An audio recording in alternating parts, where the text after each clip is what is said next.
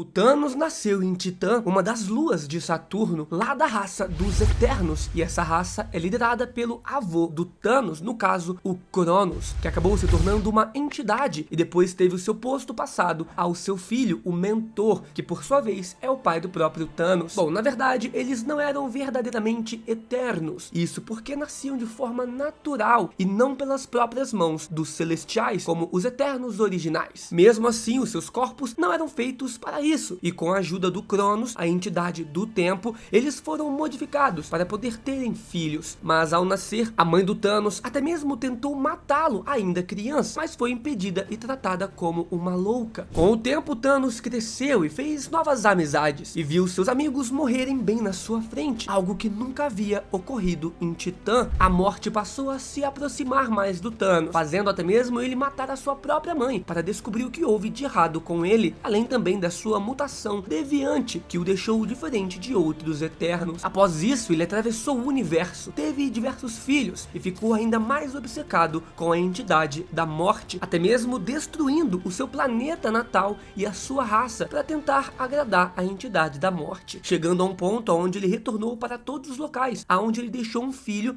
e também os eliminou, cara. O Thanos matou seus próprios filhos. Mesmo assim, nada era o suficiente para ter a admiração da morte, nem mesmo quando o Titã reuniu a manopla do infinito e matou metade da vida no universo, nem mesmo quando ele derrotou simultaneamente as entidades mais poderosas existentes, ou até mesmo quando ele se tornou o próprio universo. Nada disso era suficiente para a entidade da morte. Então chegou o dia em que o Thanos decidiu esquecer a morte e voltar aos seus dias de conquistas e glórias. Mas aí então iniciamos a história de uma das imagens mais famosas da internet para o público nerd: o Thanos envelhecido, com uma corrente amarrada no pescoço do Hulk, o gigante Esmeralda, ao lado de um motoqueiro fantasma e sentado no seu próprio trono. A vitória do Titã Louco. Tudo começou quando Thanos, que conhecemos, conquistou os Chitauri e se tornou o seu novo rei, sedento novamente por conquista e glória. Um dos seus novos lacaios pediu para o Thanos dar a ordem para o seu servo os parar de destruir, mas na verdade quem estava por trás da morte do exército alienígena não era o Thanos, um personagem que se move e destrói mais rápido que os sistemas podem acompanhar e mais rápido que o próprio Thanos. Estava se movendo da mesma forma que a Fênix, fazendo chover sangue. Aí conhecemos o motoqueiro fantasma cósmico, que era um antigo arauto do Galactus e veio de um futuro alternativo utilizando de uma joia do tempo quebrada, arrastando Thanos para sua linha do tempo com ele. Isso porque esse motoqueiro fantasma trabalha para o Thanos, porém não o Thanos atual, ele trabalha para o Rei Thanos de milhões de anos no futuro. Esse Thanos passou décadas esperando pelo dia que a morte viria buscá-lo, como faz com todos, só que a morte nunca chegou até ele, e como ele não tinha nada melhor para fazer, voltou a atacar a Terra, matando todos os heróis já envelhecidos e condenando o planeta Terra. Depois partiu para o universo, atacando diretamente as entidades cósmicas, usando até mesmo os heróis caídos como arma, como por exemplo o Raio Negro, que foi pendurado em uma faca pelo Titã Thanos, e o grito do Raio Negro durante esse momento da morte dele foi tão poderoso que matou uma horda inteira de celestiais. Isso porque abaixo dele estavam os corpos de Galactus, Tribunal Vivo, entidade do infinito, o Vigia, a entidade Amor e Ódio, junto de outros seres cósmicos poderosos. Com os ossos dessas entidades, o Thanos construiu um palácio, cujo trono era a cabeça decepada do Devorador de Mundos, um local que serviria de lembrete da sua infinita vida em silêncio, onde passou por milhões de anos como o Senhor da Cinza e o Rei do Nada. Essa era a história do velho rei Thanos. Thanos e os seus arautos. A existência do Thanos não era uma completa solidão. Isso porque ele conta com o seu mais poderoso aliado e servo, o motoqueiro fantasma cósmico. Esse motoqueiro que na verdade era o justiceiro Frank Castle aqui da Terra, que durante o ataque do primeiro Thanos à Terra, desejou fazer de tudo para voltar a lutar. Quem escutou isso foi o Mephisto, que fez um pacto com o personagem para torná-lo o motoqueiro fantasma, ligando a ele a um espírito da vingança. Mas o Mephisto o enganou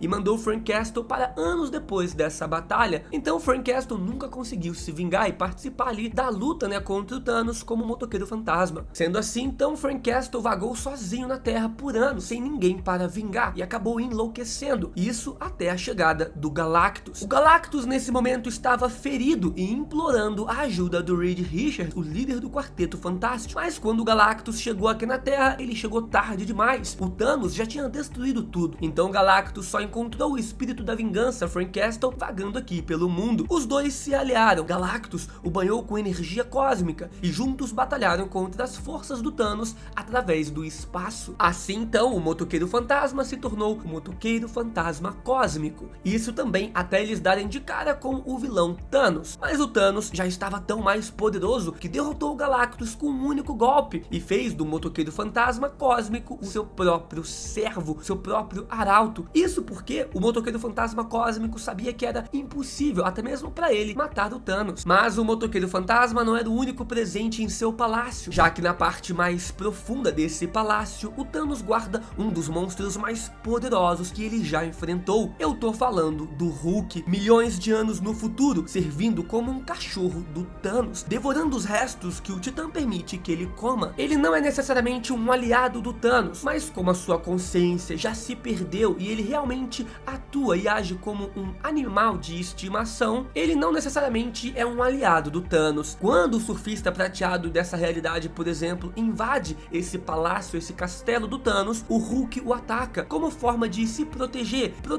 né, seu dono, digamos assim, como um cão de guarda, protegendo a casa do seu adestrador. O mais bizarro disso tudo é que no local onde ele fica tem vários objetos que podemos identificar como sendo de heróis aqui da Terra, como o escudo do Capitão América, o capacete do Nova, a cabeça do Coisa e as garras do Wolverine. Então provavelmente o Hulk os devorou vivos, ou pelo menos os seus restos mortais. A morte do Rei Thanos, mesmo com um poder nunca antes visto, com a sua versão do passado ao seu lado também, as mais poderosas armas disponíveis, e com o Motoqueiro Fantasma Cósmico ao seu lado, ainda tinha alguém que ameaçava sua incontestável vitória sobre o universo. Esse alguém era chamado de O Caído, o nome dado ao primeiro arauto do Galactus, mas na verdade aqui ele se referia ao próprio Surfista Prateado. O Surfista passou milênios aprimorando suas habilidades, ganhando mais poderes e se preparando para o embate final, e o Thanos reconheceu a sua força. Então esse Thanos do futuro trouxe também a sua versão do passado para os dois juntos lutarem contra esse surfista. Porém o Surfista Prateado, por conta própria, não seria capaz também de matar o Titã Louco. Eles já batalharam muitas e muitas vezes no passado e em todas ele acabou saindo derrotado. Na verdade, nenhum arauto do Galactus teria a mínima chance contra o Thanos, muito menos contra essa versão do Thanos bizarra. Mas esses anos de preparação e de experiência não foram em vão. O Surfista passou milênios se tornando digno de empunhar o Mjolnir, além também agora de possuir um visual escurecido e o controle sobre as Hordas da Aniquilação. Lembrando que as Hordas da Aniquilação são um exército de seres da zona negativa, fortes o bastante para colocar impressão no Thanos do passado. Com os poderes e os raios do Mjolnir, ele era capaz de derrubar o Thanos e também todos os seus aliados. Ele estava batendo nos três ao mesmo tempo e até mesmo matou o Motoqueiro Fantasma Cósmico. A vitória seria do Surfista Prateado se não fosse a presença do Hulk que o atacou. Não que ele não tenha conseguido ferir o Surfista, apenas o deixou surpreso, tanto que foi parado com apenas uma única mão. Quando o antigo arauto do Galactus estava trazendo Bruce Banner de volta à razão, ele é atacado pelas costas, o que praticamente acaba encerrando esse combate, já que restou apenas ser finalizado pela dupla com a cabeça atravessada no Mjolnir. A entidade da morte então finalmente decide aparecer para o Thanos, vestida para um casamento, mas ainda existiam dois seres no universo e só poderia restar um, ou seja, um dos Thanos tinha que morrer. Assim a morte enfim reconheceria o Thanos e se aliaria completamente a ele. O Thanos do futuro tinha que morrer, sempre foi esse o plano, por isso a sua versão do passado estava lá, já que ele sozinho poderia matar o Surfista. Porém o Thanos não poderia matar a sua versão mais jovem, senão o tempo iria colapsar e tudo o que aconteceu deixaria de existir. Ao fim do combate então sangrento entre as duas versões do Thanos, o Thanos poupa a vida da sua versão mais velha e usa o corpo do Surfista Prateado para energizar a Joia do Tempo que roubou da sua versão mais velha. E isso tudo para não terminar como a sua versão mais velha, que esse Thanos do passado julgou como fraco e incapaz. Enquanto a linha do tempo se apaga graças à mudança no passado gerada pelo Thanos do passado, a versão do futuro pergunta o que ele fez, o que ele mudou, e a morte responde que o Thanos do passado venceu os seus poderes.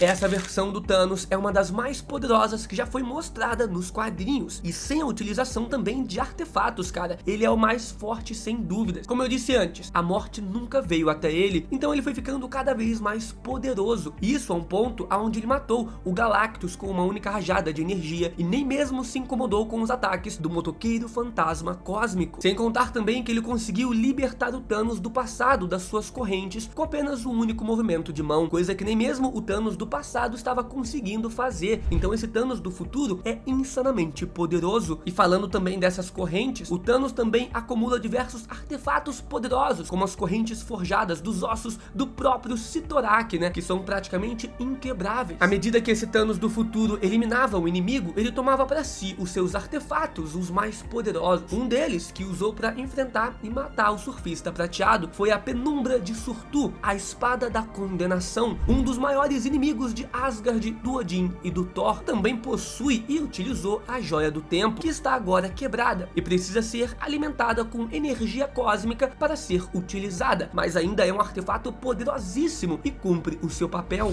Essa então, meus amigos, foi a história de como Thanos transformou o Hulk no seu animal de estimação e como o Thanos venceu. Se gostou dessa história e quer ver mais vídeos assim, se inscreve no canal, deixa o like e te espero aqui amanhã. Valeu!